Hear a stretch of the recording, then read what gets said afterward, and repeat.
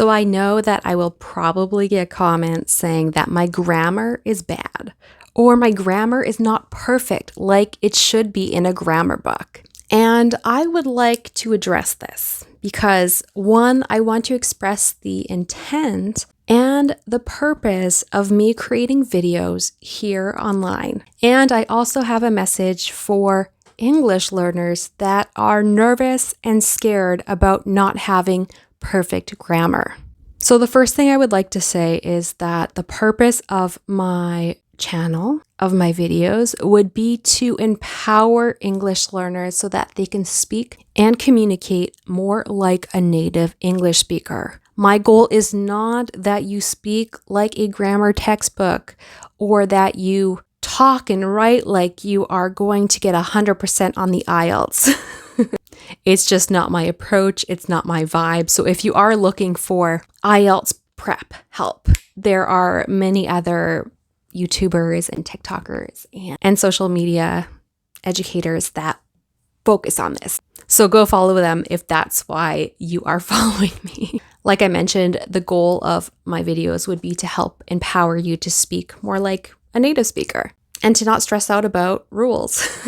Because if I were to be honest, I'd have to share with you that I kind of hate grammar a little bit because most native speakers are not experts in grammar. And something I really want to say, and that I have said in my other videos, is that there are grammar mistakes that English speakers make that if you make them as a learner, most people would not notice because it's just normal. Whereas there are other grammar mistakes or English mistakes that if you say them, it is very obvious that maybe English is not your first language. So that is why I do have my English mistakes playlist, my English mistakes videos on English mistakes, so I can better help you improve your English to sound more like a native speaker and not make those obvious mistakes.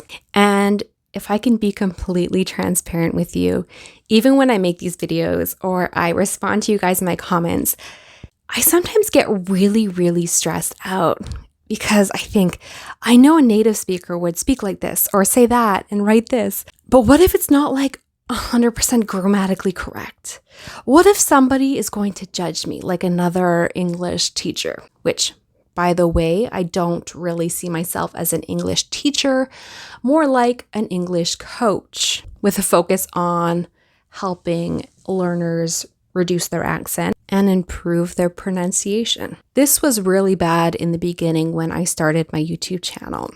However, with time, I've kind of loosened up and tried to be more relaxed and just saying things and typing things as I would with most of my friends. Because I think it's important that you guys see how native speakers actually talk and write, even if we might be breaking grammar rules sometimes. And I also want to be less strict with grammar because if I feel stressed out and I am a native English speaker, how stressful is it for English learners?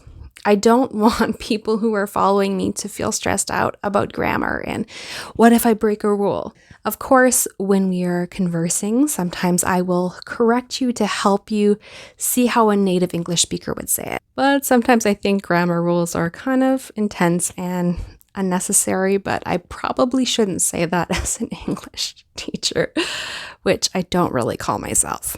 That being said, if I was working for a school that wanted me to be more strict with grammar, I definitely would. But for the sake of this channel, that's not really my focus. So if you come onto my page and tell me how bad I am or how bad my grammar is, I don't really need the grammar police hanging around in the comment section. This has not been a problem yet, but I imagine that as my channel grows bigger and bigger, I will probably attract more and more English teachers and some English teachers that may be really upset about my English not being perfect. Anyways, this is a very vulnerable video for me because it can make me feel like a failure, but I want to be real with you and I want to be authentic and I want to be clear about my intention about creating videos is to help you speak more like a native speaker. So if you would like to work on your pronunciation, I have a whole playlist here.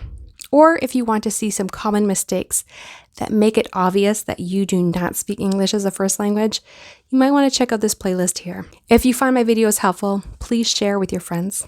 And take care and bye-bye.